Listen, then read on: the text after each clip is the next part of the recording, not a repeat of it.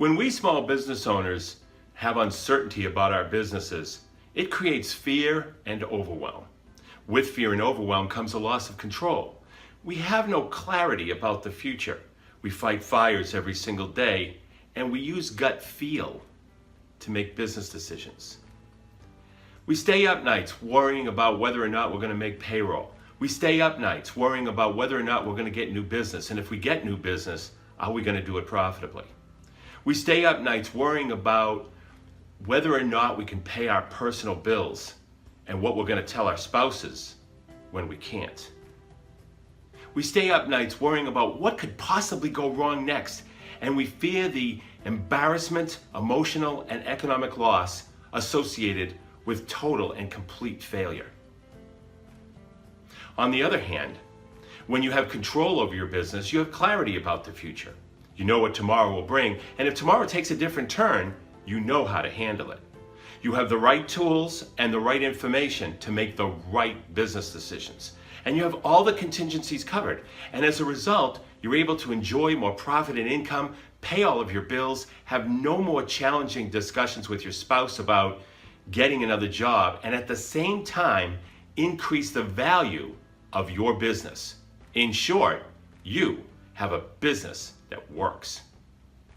My name is Michael Barbarita from Next Step CFO. And at Next Step CFO, we are a contracted Chief Financial Officer services firm.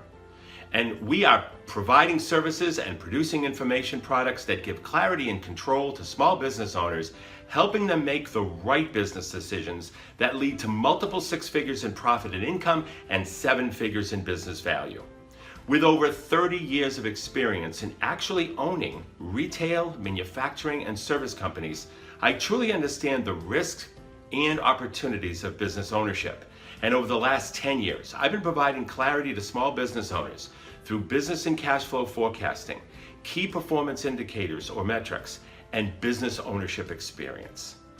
In this short video, and the free short videos that I put together for you available for download, I'm going to show you how to gain more clarity and control over your business, as well as helping you make better business decisions.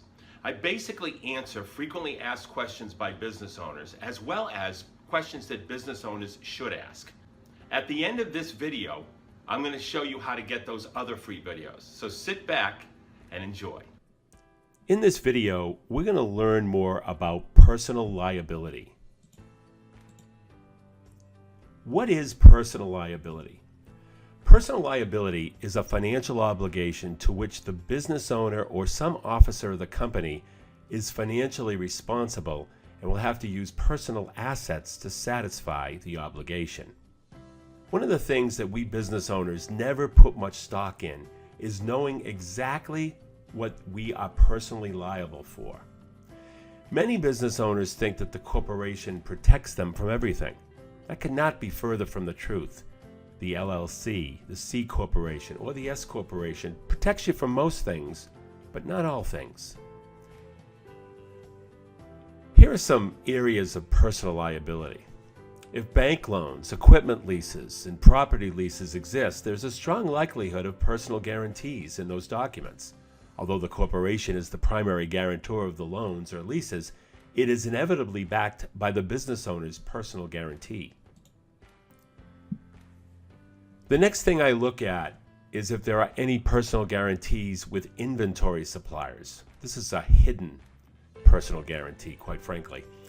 When one fills out the credit application to do business with an inventory supplier, more times than not, there's a personal guarantee or there's personal guarantee language in a separate section of the application.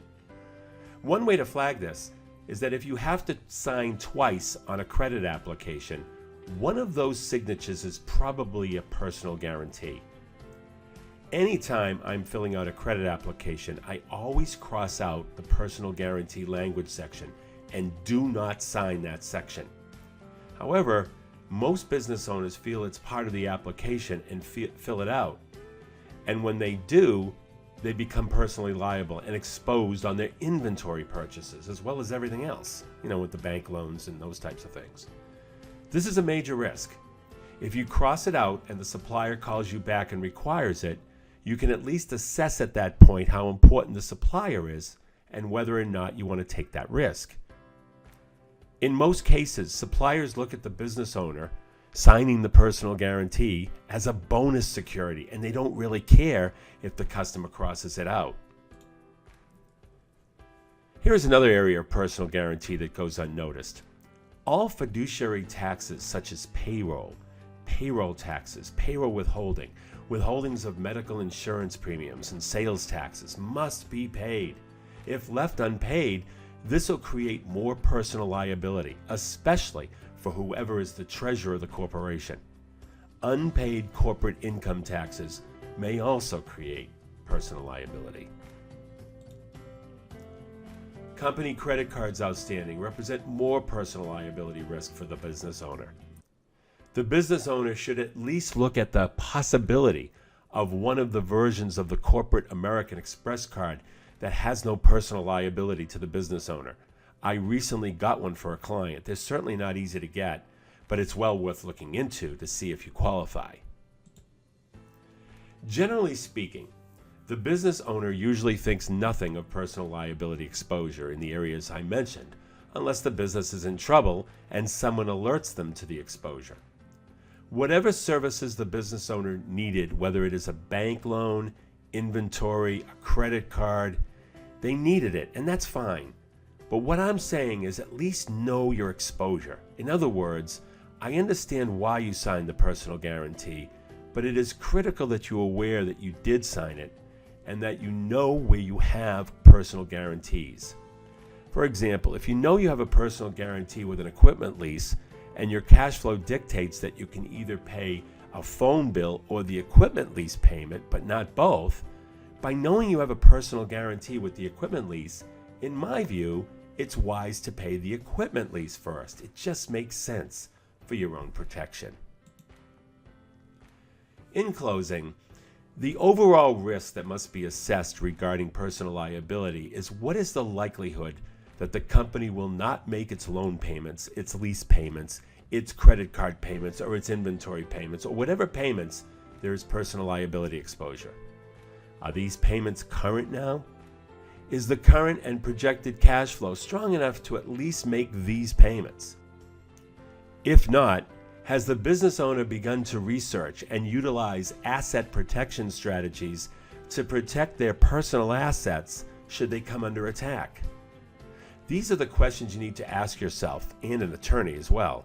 So the suggestion is if you currently own a business or if you are starting a business, identify, assess, and mitigate your personal liability exposure. If you're not in business as of yet, understand that the corporation is not going to fully shield you from personal liability, and understand the areas where you will be personally liable. If you have a business partner, make sure they understand what the personal liability exposure is and how you are going to share that risk with that partner. Thank you for watching this video. If you like this video, I have 19 other short, free videos just like it available for download. All you need to do is go to www.nextstepcfo.net, click on the link that says free videos, and we'll download those to you immediately. I look forward to helping you.